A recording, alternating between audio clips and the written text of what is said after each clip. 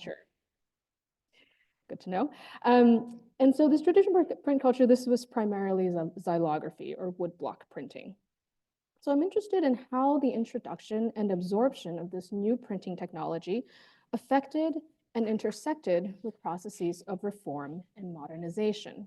So what kinds of knowledge did lithography create? What kinds of visuality did it afford?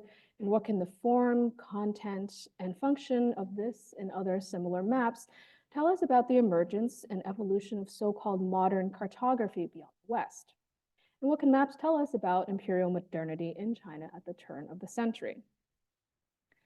So my talk feels quite well timed. Those of you who were here for Richard Peck's talk from last month will recall him showing the very gorgeous blue maps of China. So to jog your memory, or if you weren't able to attend, this is a series of geographical maps and terrestrial charts that were printed with woodblock using the pigment Prussian blue in the first 2 decades of the 19th century. And so this was when the Qing dynasty had already reached the height of its power. When the map of the East Asian territories was printed several decades later, at the close of the 19th century, China was markedly different. The First and Second Opium Wars against the West, so this was 1839 to 1842 and 1856 to 1860, respectively, it concluded with a series of unequal treaties, indemnity payments, territorial losses, and violations of Qing sovereignty. These shifts in Sino-foreign relations were coupled with domestic upheavals. The Taiping Rebellion between 1850 and 1864 brought devastation across the empire. It was led by this man, Hong Xiuquan, who was born into a Hakka family in the southern province of Guangdong in 1814. So the Hakkas are an ethnic minority whose ancestral homes are dispersed throughout southern China and Taiwan. Hong failed the imperial examinations and took it rather badly. He fell into a state of delirium during which he had a messianic vision in which he believed himself to be the brother of Jesus. And he sought to establish what he called the heavenly kingdom of peace. So he quickly gained tens of thousands of followers and formed a revolutionary army to overthrow the Qing, which had been led by the Manchu ethnic minority since 1644. So the civil war resulted in at least 20 million deaths. So this is about 5% of the Chinese population at the time, and is quite possibly one of the largest uprisings in world history. So here we see a map that shows the city under siege by the Qing army, and this is digitized by the Library of Congress. So I encourage you to really zoom in and take a look. So the Taiping were eventually defeated by the Qing army, but it was very much a Pyrrhic victory. Weakened by this and other internal rebellions in the 19th century, the dynasty collapsed in 1911.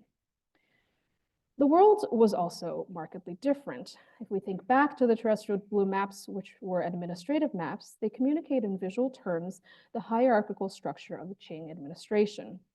They're also an idealized representation of China in the world.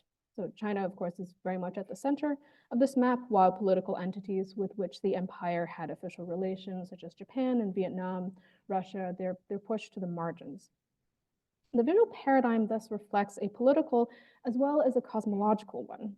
By the mid-19th century, the weakening of the Qing Empire, more specifically tensions with Japan and Western nations, started to challenge this idealized vision.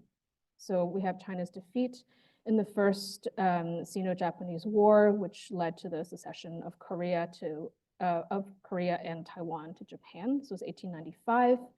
Combined with the Boxer Rebellion just a few years later, tilted this balance of geopolitical power in East Asia. So in a lot of ways, China was up for the taking. So I think, so this is a cartoon that circulated quite widely. In 1898, we have Queen Victoria, we have Kaiser Wilhelm, we have Russia, France, and Japan carving up a pie that says China on it.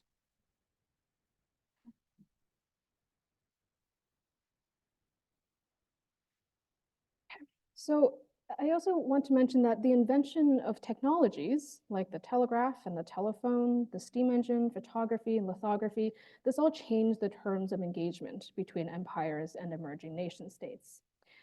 These inventions arrived in East Asia soon after debuting in the West, altering the everyday experience of space and time. So here we see a illustration of the Usong Railway, and this was printed in 1884. What we see is a group of sort of Chinese laborers, workers of different classes. Let's see if I can get this to work. Well, so on the bottom right, you'll see these the Chinese looking at this new spectacle of Western technology. You'll see that it's a coal-powered train. And what I really like is this particular composition here, right? So you have this train line that extending into the distance that emphasizes a kind of linear perspective that's going on. And linear perspective is also very much a kind of Western pictorial convention, right? And we also have, if you look on the left-hand side, we have a tree. And it resembles, to a certain degree, the way that trees are represented in Chinese landscape painting. So what this picture is sort of doing is combining the different kind of aesthetic traditions of China and the West into a single kind of illustration that is showing the conditions of modern life, if you will. So in turn, in the face of all these changes, Chinese scholars and officials were grappling with how to defend themselves against foreign aggression, which was made possible in part by railways and steamboats and modern arms. So this was all part of a larger reconciliation with Western processes and their institutions of modernization, as alongside domestic conceptions that were foundational to a Chinese understanding of the world. So now that we have some sort of big picture historical background, I'd like to take a closer look at this map. I'm just going to start by walking us through the title here, which is printed inside a scroll-shaped cartouche on the upper left-hand side. And the characters on the map that are printed read from right to left, but I've made it left to right here. So first we have Ya Xia, which is Asia. It's a toponym that is believed to have originated in the Bronze Age, and it was the Italian Jesuit Matteo Ricci who transliterated it into Chinese in the late 16th century. We have Dongbu, which is eastern region or eastern part. Yudi here is a literary term. Yes. So Yudi is a literary term that kind of refers to territories. And this last character here, Tu, it's an interesting one. It doesn't refer to just maps, but also to diagrams, pictures, plans, and technical drawings. So Tu may all look different, but what they have in common is that they have this kind of communicative function as opposed to a strictly aesthetic program.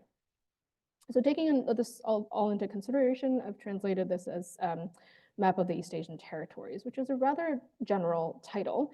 But in terms of geographical content, the map is pretty detailed. So the color portions that we see here, they show the eastern portion of the Qing Empire, as well as Manchuria, Japan, Korea, and Taiwan. But excluded from the color scheme are Mongolia, we have Chinese Tartary, Vietnam, Burma, and Laos. And moving out to sea, we see some Philippine islands that are located just south of Taiwan. And then we can see here the way that some of these topographic features are rendered. So rivers, mountain ranges, and lakes are indicated using cartographic forms that are commonly seen in Western maps of the era. So we can see these kind of caterpillar hatchers that are used to indicate elevation. We have concentric parallel lines for bodies of water that you can see at the very left corner there. And we also have single lines that trace the flow of rivers. There's double lines for roads, and you can see the kind of distinctive battlements of the Great Wall that snakes through northern China. And let me try this one more time. No, that's a shame. Okay, so there's also a legend at the bottom of the on the bottom right of the map that tells us how to read the geometric icons that were used to differentiate between administrative units in Japan, Manchuria, Korea, and China. And there's also different icons for locations according to population, as well as those for lighthouses, railways, and the flow of the Grand Canal. Here's another close-up view here. So if we move to the bottom of the map, there's 4 insets. So the inset is kind of another Western import that is a common feature of maps of this period. So on the left, we have the Pearl River Delta. And on the right, we have 2 maps of Tokyo and 1 each of Shanghai and Beijing. The largest inset shows the eastern and western hemispheres in the Nicolosi globular projection, which was first invented by the Persian polymath al-Biruni in the year 1000 as a way to render the spherical world onto a 2-dimensional plane. So it was reinvented by the Sicilian priest and geographer named Giovan Battista Nicolosi 600 years later, and was still in common usage in the 19th century. So this inset is titled Tianxia Quantu. So I just want to take a moment and think through the title here because it contains an important term. Tianxia, so the first 2 characters. This is sometimes translated to the empire or to the world, and more literally and perhaps a bit more accurately, it means all under heaven. So the borders and margins of this concept evolve according to dynasties, and there is some methodological debate among scholars in different disciplines as to the extent to which it's a philosophical and metaphysical concept, or it's a political and administrative one, and more importantly, the degree to which they inform each other. And this concept is also, of course, represented visually and cartographically. Here we have an example from 1818 called Complete Imperial Map of All Under Heaven, and this is in the collection of the American Geographical Society. It's a woodblock print that similarly to the terrestrial blue maps shows China at the center, neighboring kingdoms in East and Southeast Asia, the America and Western nations, as sort of smaller blobs at the edges of the map.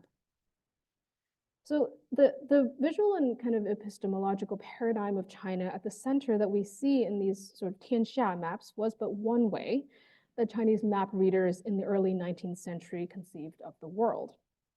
Hemispheric views with continents plotted on a grid of latitude and longitude circulated in the 18th century after the Manchu empires of the Cheng dynasty commissioned Jesuit surveyors to create an atlas of the empire.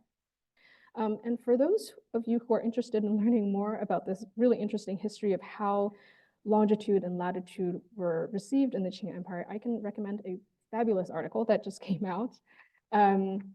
It's incredibly well-researched, and it's by a historian named Zhang Xue. And there's also a very good map chat that compares hemispheric views made before and after the Opium War. And this is by Amberly Yeo, who's a researcher at the National University of Singapore and was also a fellow at the MacLean. And I hear that QR codes are kind of popular. So if you would like to be directed to this webpage, you're very welcome to whip out your phone.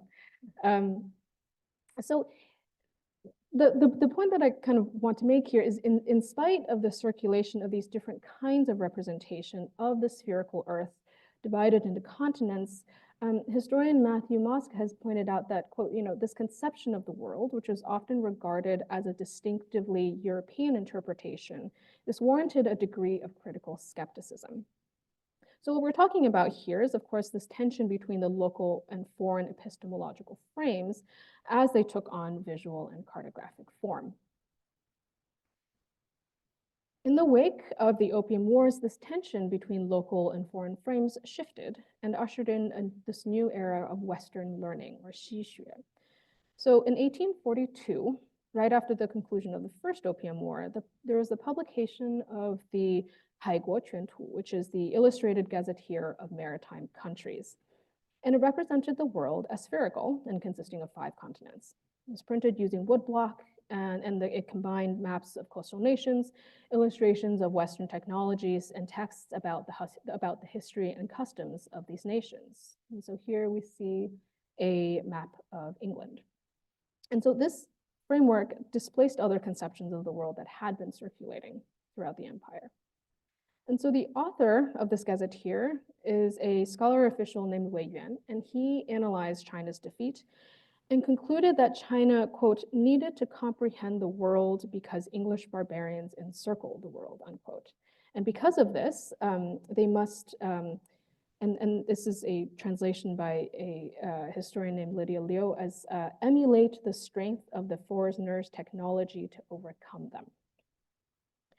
So this concept, or this idea, really informed what came to be known as a self-strengthening movement, which was a project of reform in which Chinese scholars and officials sought to actively incorporate Western science, technology, and legal frameworks into the Qing institutions as a form of self-defense. So in the simplest of terms, he realized that China just needed to broaden its horizons. So knowing all of this, now if we look back at this inset, which is also titled Complete Map of All Under Heaven, what we see is a very different conception of Tianxia being represented. So China has quite literally been decentered and situated in a world that is now split into two hemispheres and classified into continents. So the concept of Tianxia here has been appropriated and used to describe a different worldview in which China is part of a much larger geopolitical framework. So now that we've looked at the majority of the geographical content of this map, I'd like to move on to the bottom right-hand corner, where there is an introductory text. So this text is situating the map within a larger scope of Chinese historical geography, and it offers, in a way, a kind of sales pitch. So it begins by briefly assessing important works of historical geography, such as the Late-Qing, which is the Guide to Waterways, and that dates from the 3rd century and contains an inventory of over 100 rivers and waterways, and it was expanded upon a few hundred years later to contain over 1,000 rivers and waterways and many, many place names.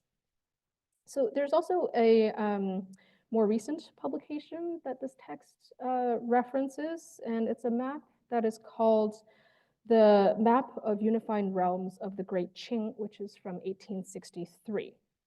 And so this was compiled from atlases created during the Kangxi and Qianlong reigns. And you'll see just from this page here that there's two grids being used, right? So one is the grid of latitude and longitude, and the other is the Chinese graticule system. And the text in the inset goes on to say that despite these works being very comprehensive, they're compromised partly because they're printed using woodblock, which the text claims is less precise and can lead to blurred text and images. So this map, which was printed by the Shenzhen Publishing House, uses lithography and incorporates Western surveys of the coastline and inland territories, which results in clearer images and a more accurate map. So this is the sales pitch. So lithography is therefore presented as a kind of great contribution to the field of geography, and it also notes this rise of, quote, practical learning among Chinese intellectuals and scholars, as evidenced by the establishment of an office to print maps and geographic texts in Shanghai. But then it sort of goes on to say, you know, these efforts to spread practical learning would take time to gain widespread popularity. But it asserts that these maps are vast improvements upon the work of ancient scholars who could only, quote, create mountains from grains of rice, unquote. And readers could now traverse great distances without leaving home. And so this text is interesting, right? Because it's speaking to this relationship between material culture and the conditions of knowledge. And it's making the argument that the development and circulation of geographic knowledge in China in ancient times lagged behind that of the West, partially due to woodblock printing, which had been the dominant method of reproduction for hundreds of years. Moreover, the formation, institutionalization, and popularization of geography as a modern scientific discipline is related to print culture. So all that being said, I'd like to dig a bit more into this history of lithography. So we're going to trace its itinerary from Western Europe to the Shenzhen Publishing House in Shanghai. So as some of you might already know, lithography was invented in Munich in 1790 by an actor and playwright named Alois Zenefelder. So he was in debt and had trouble finding a publisher for his new play, so he decided to figure out how to DIY it. Letterpress was already popular in Europe by this time. It's a form of relief printing in which the ink is applied to a raised surface and pressed onto a sheet of paper. And intaglio is the reverse, right? So we have an image and a text that are incised into a metal plate, and it's the sunken area that is printed. So Zenefelder came up with a third way, a flat way.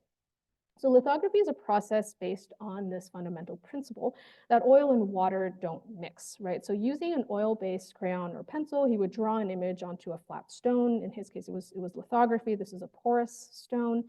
Water would be dabbed over the plate, followed by an oil-based ink. So because oil repels water, what you get is the ink adhering to the image. You would place a sheet of paper over the stone plate, and a press, either by hand or a mechanized one, would transfer the inked image onto the sheet of paper. So this is a very cost-effective and a very efficient method of reproduction. Zenefelder had basically invented 19th century Xerox, I guess. But he did also write a play called Connoisseur of Girls. So in terms of legacy, you win some, you lose some. It's up for you to decide. So this is the process through which map of East Asian territories was made in 1898. And it was colored by hand because chromolithography, even though it was patented by another German in 1830, its first recorded use in China isn't until 1904. But the first recorded use of lithography, or shiying in Chinese, this occurred in Malacca in the 1830s. And a British missionary bureaucrat named Walter Henry Medhurst began printing Chinese language books. So with this process, Medhurst was no longer reliant upon local Chinese woodblock cutters and could print books cheaply and on demand. So compared to even the high quality woodblock and a very hard wood that could make about 25,000 prints, it's said that one lithographic plate could print about 4 times as many. And the plate could also be reused.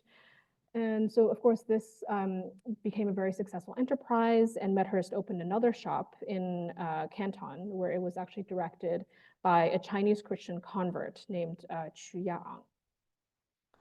And so this was all going on in sort of southern China and Malaysia, but within a few decades, lithography arrived in Shanghai by way of French Jesuit missionaries.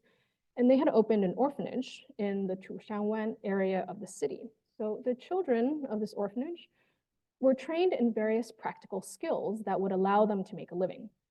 So in addition to lithography, they also learned painting and sculpture and woodworking. They were taught woodblock printing, as well as metal type, holotype, and photo engraving. So in the 1870s, a Chinese technician from this print shop was hired by a British entrepreneur named Ernest Major to run a new lithographic print shop in Shanghai. So Ernest and his brother Frederick had a major influence on the print and visual culture in Shanghai at the turn of the century. The Majors established the Xinchang Publishing House. Again, they were the ones who published the map of East Asian territories.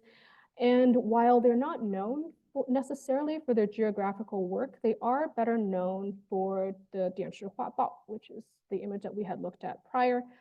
And what's interesting to me and why I bring this up is because in 1884, they actually published a picture of the interior of the lithography studio. And we see dozens of workers at individual stations who are operating hand presses as well as hand crank presses. So what we're being shown really is a kind of mechanized process of image production in which this process is fragmented into discrete actions, stations, and machines. So we've talked a lot about lithography now. I'd like to consider woodblock for a moment. So in addition to movable type, woodblock printing is one of the defining features of Chinese print culture. So scholars believe that woodblock printing began to develop in China around the year 600, and the blue maps were printed using woodblock. And the majority of Chinese maps and geographic texts created in the 19th century were either manuscript or woodblock printed, despite the fact that techniques like copperplate engraving and lithograph had been introduced. So in the case of copperplate, that was also introduced by the Jesuits. And so the second edition of the famed Kangxi Atlas, for example, was printed using copperplate after it was first printed in woodblock. And Mario Kams is the person you would want to talk about this, not me. But I just wanted to show this because this is kind of a touchstone in terms of Chinese cartographic history. But it's important to note here that the introduction of lithography into China did not fully displace woodblock printing. It did not render it obsolete, right? They existed and were sold side by side. So here's another example. This is an important kind of Late-Qing administrative map from the Library of Congress. It was printed using woodblock and colored by hand in 1896, so just 2 years before Map of the East Asian Territories. It's titled the Qing Empire's Complete Map of All Provinces, and you'll see that it's kind of printed on these 4 scroll-like panels. So administrative units are indicated using a traditional system of geometric symbols and detailed tables that lists their names and subdivisions. There's a note on the lower left-hand corner by the map maker Li Peilan, who says that the map is using a cosine projection. So there's straight and parallel horizontal lines, as well as these vertical meridians that kind of converge towards the North Pole. So having looked at both this map as well as the map of East Asian territories, it's really difficult to say that woodblock is any less accurate or precise in terms of its craftsmanship. The lines are sharp. The text here is fastidiously carved, and there are little to no errors in terms of registration.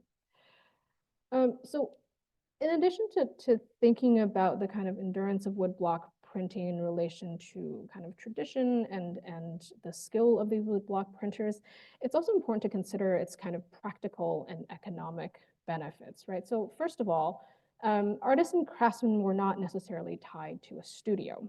So woodblock printing didn't require chemical mixtures necessarily or movable type, which in the case of Chinese, you would just need an entire room full, and it didn't require a printing press. And so this allows for more mobility. And the materials were also easier to prepare and to come by, right? So you would need hardwood like pear or camphor or Chinese date. You would need a sharp metal carving instrument, ink, and paper. So this craft and industry of woodblock printing could therefore be decentralized and could be practiced in a variety of places, whereas in the case of lithography, it was centralized in Shanghai. So decentralization also means a kind of agility, right? So prints could be made anytime, anywhere. So for example, there's a travelogue that was written by a British naval captain on a clandestine mission to survey the East Asian coastline during the Second Opium War. And he offers this account. On December 10th, we received on board 5 Chinese. 1 had been captured about a year before, and 4 were craftsmen, block printers, to whom our chart room was handed over. And skillfully and rapidly, as had been done in Cathay for ages, they carved on a block of camphor wood a proclamation to be issued to the Chinese people. This is probably the first and last of its kind prepared in a British man of war.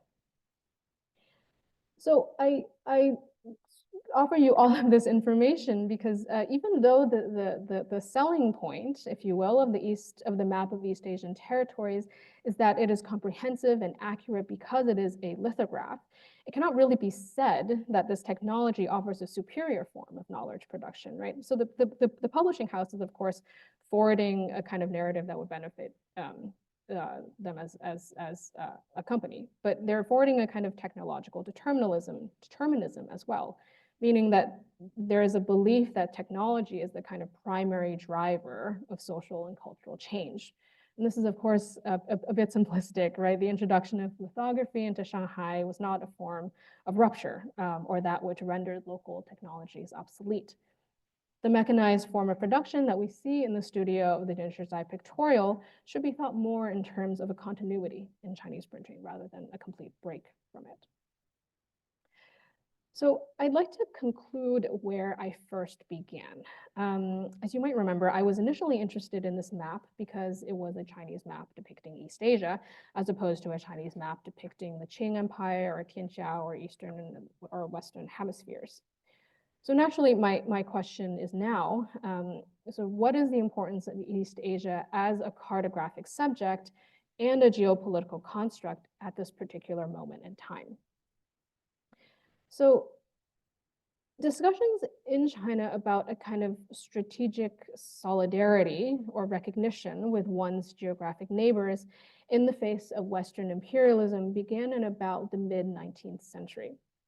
So around the time of the map's publication, some Chinese reformers had begun to look towards Japan, which had already undergone its own process of modernization during the Meiji Restoration, to figure out how to survive in a modern world of nation states.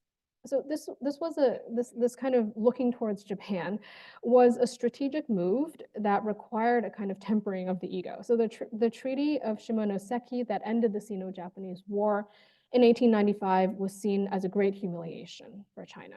But in spite of this, some reformers, including the political thinker Kang Youwei here, believed in the necessity of aligning with Japan and emulating its processes of reform because they had industrialized by adopting Western technologies and methods.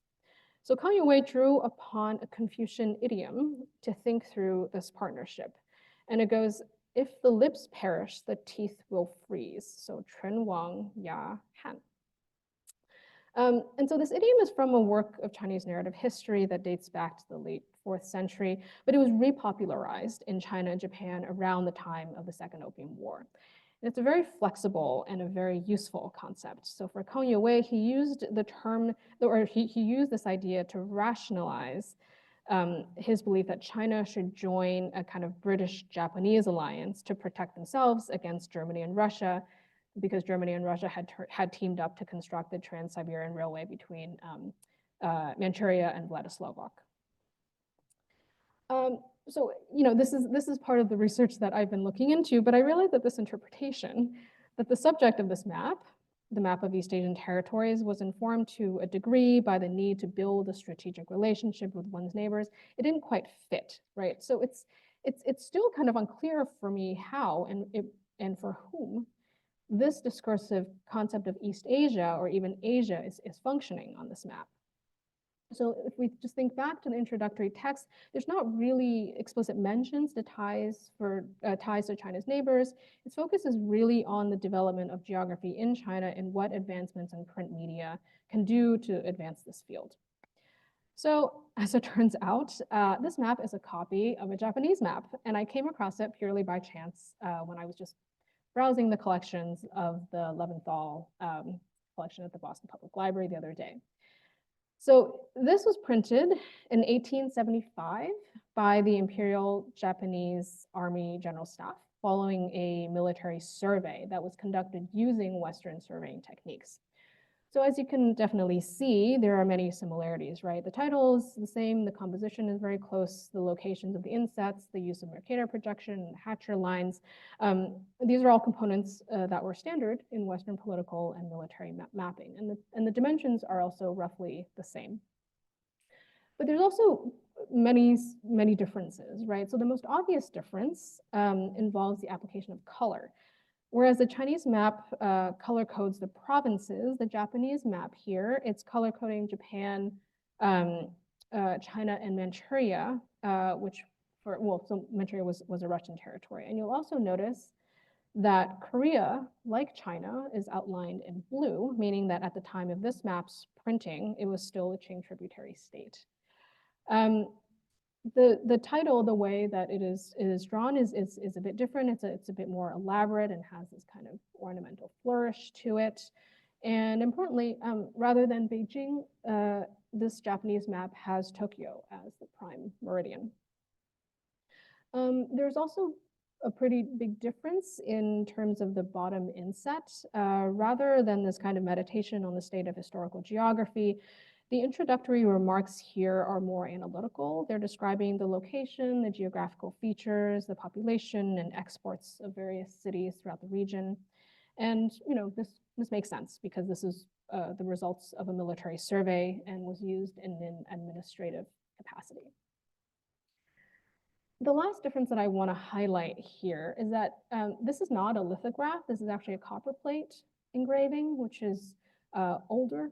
It's an older process, and it's also much more time intensive, and it's a very kind of costly project, especially compared to woodblock or lithography. So using a ruler, a compass, set square, and what's called a burin, the engraver would cut lines into a smooth metal plate. Ink would be pressed into these recessed lines.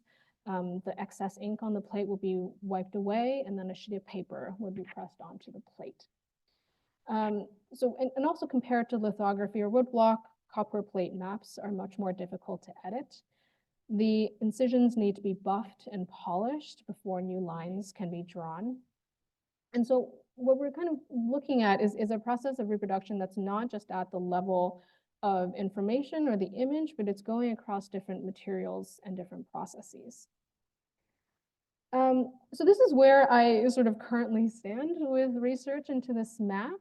And rather than asking whether or not the set of maps are accurate or if one map is more accurate than the other, I hope to have examined them sort of more on their own terms. They're not just carriers of spatial data, right? But they're historical artifacts that carry within them different histories of making and meaning. And ultimately what they remind us is the kind of complexity of imperial modernity in China in the late Qing era. So not only was the Qing Empire itself a kind of colonial enterprise that had its own history of conquest and suppression, there were multiple and overlapping spheres of influence going on. And so this is what makes studying imperialism in East Asia in the late 19th century a little bit tricky, right? So you have binary modes of foreign and indigenous, modern and traditional, East and West, which I hope we've all kind of come to realize are not necessarily as useful as analytical tools in this instance. So if we just think about the location of the prime meridian, for example, which is used to divide East and West, for the Chinese map, Beijing is degree 0, for Japan it's Tokyo. And so what I hope to have kind of shown tonight is a way to think about modern maps as important artifacts that can challenge the way that we think about the spaces and places of global modernity. Thank you.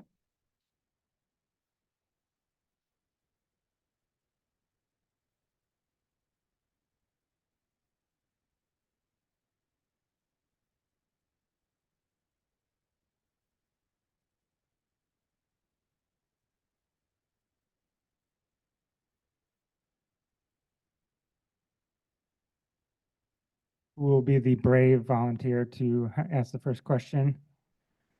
Going once, going twice. Well, Karen, and then. Hi, Mimi. Thank you so much. It was an amazing find to get the prototype, the Japanese prototype. Could you say something? I noticed a lot of the woodcut maps seem to be in book form. Maybe they were stitched in afterwards. I wonder if you could say how many copies of the map you're really interested in, you can identify where they are. Can you speculate what the market was? That's a good place to start. Yeah, sure. So, when I first came across the map of East Asian territories, I had a rather hard time finding other copies. However, the Japanese map, so this, of course, is at the Leventhal. There's Michigan, Berkeley, as well as libraries in Japan have some. I don't think it's circulated all that widely. So in terms of this one.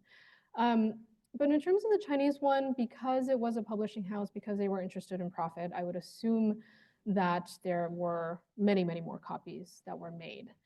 And in terms of the, let's see, what's a good example? I'm looking for, so for this one. Yeah, so this is a pretty standard format in terms of maps and geographical texts. A characteristic, I guess, of Chinese mapping is that there is often quite a lot of text that is presented alongside the image. And these books, they're probably about, this one I don't know if I've seen in person, but the others that I have seen, so I guess I'm a little bit more familiar with this one. It's about, sorry, I didn't put the dimensions on here, but it's about this big. And they're organized in, so some are organized in volumes, others are in juan, which is a kind of a different way of thinking about volumes, I guess, in more of Chinese print culture. And regarding editions of this, I'm not sure. But this does, the copy that I saw was at the Library of Congress. I don't think it was complete. Yeah, I hope that answers your question. Hi, I'm curious what you're finding or hoping to find in the collections here at the Newberry to use in your research. Sure. Yes, so one of the collections that I'm looking at, Dave actually pointed me to in this direction. It's a really fascinating and just massive, massive collection that was assembled by a French naval administrator named Paul Carl. And he was in the process of trying to write a history of the French Navy, but unfortunately, someone sort of beat him to it. And these materials, which consist of certainly maps, nautical charts, tracings, he also drew his own maps, clippings from newspapers, drawings of ships, just pages torn out from the Illustrated London News that had a ship on it. It's a really, really interesting sort of treasure trove of material that I haven't fully dug into yet.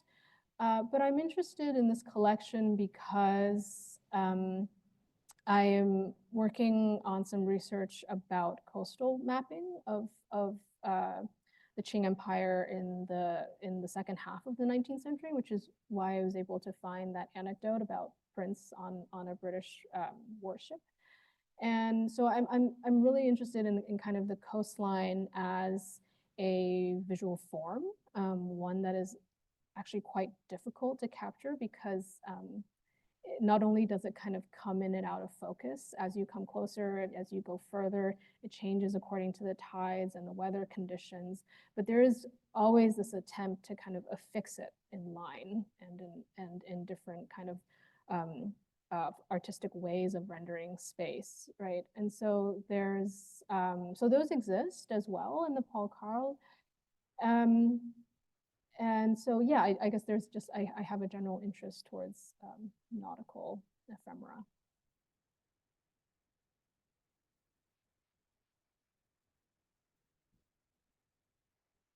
Thank you for this beautiful talk, Mimi. Super interesting.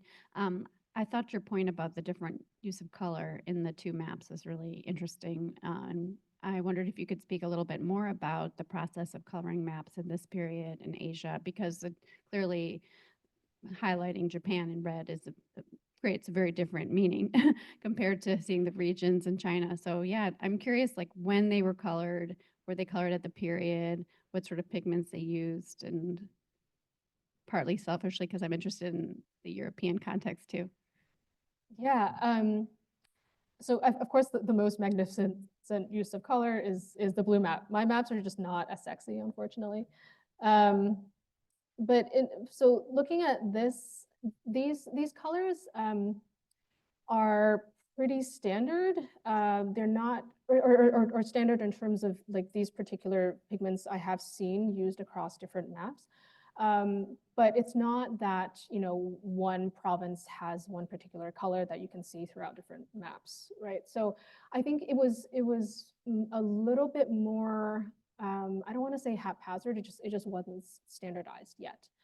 But I realized that I don't have any manuscript maps in this talk, but manuscript maps that were hand painted, there's an exquisite use of color. But in terms of the specific pigments, I don't know, and that's a very good question. I have seen woodcut maps that use color also to sort of distinguish between administrative units, as I had spoken about before, and that there seems to be a bit more standardization in that, but they were definitely hand applied.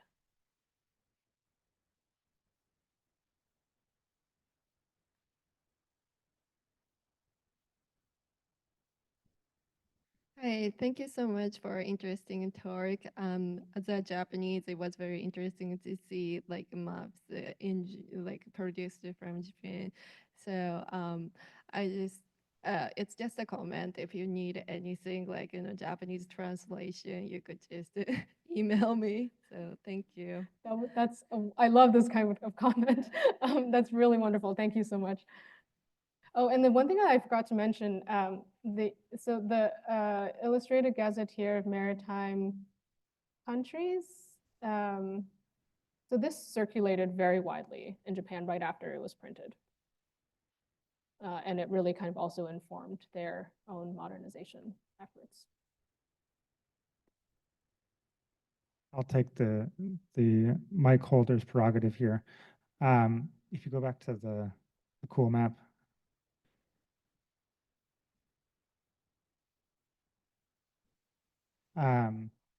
One thing, what my obsession with this map is the trompe l'oeil effects, which are another kind of Western import. But I'm curious what you make of a kind of English expat being the person that is pioneering or kind of like, yeah, how that aligns with the kind of like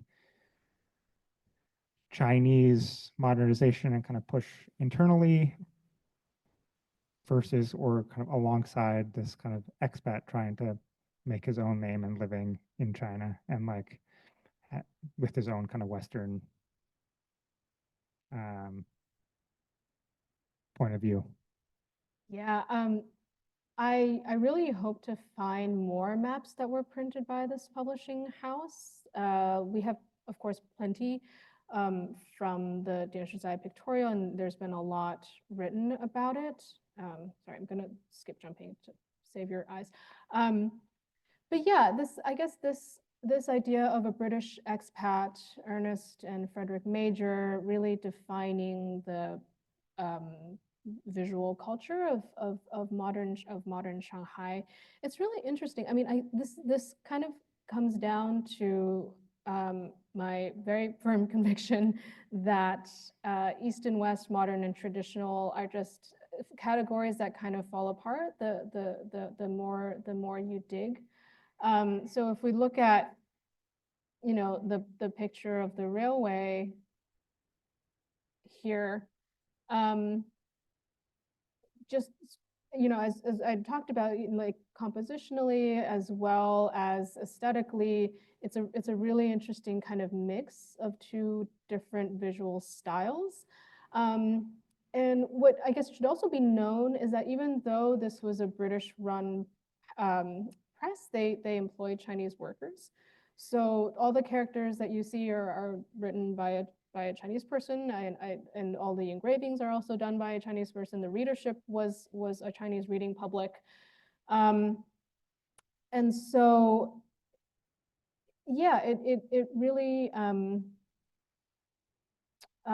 points to the fact that Shanghai during this time was subject to foreign influence just from all over. And we should also not forget that, these Chinese, they were also imperial subjects, right? If they were Han Chinese, they were the imperial subjects of the Manchu dynasty, which is a foreign, which was an ethnic minority ruling over a majority Han population.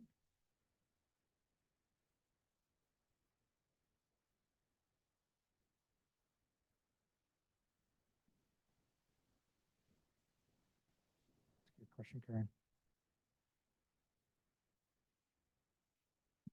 I I had one more thing I wanted to ask you. I was really struck by what you're calling the insets. And in another conversation we've had, I know you're interested in the materiality of these things. And I wondered if you could talk about the paper and also the fact that the insets self-consciously show a kind of curl. That was on the Japanese prototype as well. And I was fascinated by that. And I wondered if you had a comment about that. I had a comment that I had written and then I deleted it. So I'm really glad that you're bringing this up. Yeah, this curl that happens, where's a good picture of it? Oh, so here, right? It goes against the sort of flatness that we understand to be sort of visual modernity, right? And very self-consciously, as you said, it kind of points to it's this kind of perceived materiality, and it breaks the two-dimensional plane. And it's also a sort of like, in terms of ornament, right? This is not a kind of, this is not cost effective. It's much easier, it's much quicker, it's much more, it's to just draw a line and be done with it. You can print more, you can make more copies. And so, yeah, I mean, this is also the case if you look at the cartouche, that where the title is, it's a very intricately carved kind of scroll that is being rolled up. And so I think it really kind of speaks to the way that visual modernity, again, it's not this sort of linear process. It's not that ornament just kind of disappeared overnight. Of course, we know this in sort of modern architecture, but I think this is also very much the case in modern cartography. So the title, no, the title of the Japanese map is, it has these kind of curly cues and a more, yeah, it has these kind of curly cues around it. But the curl is, yeah, the insets have that as well. But they're not kind of shaded with these lines. So it's a bit simplified. All right. Thank you, Mimi. Let's thank Mimi. So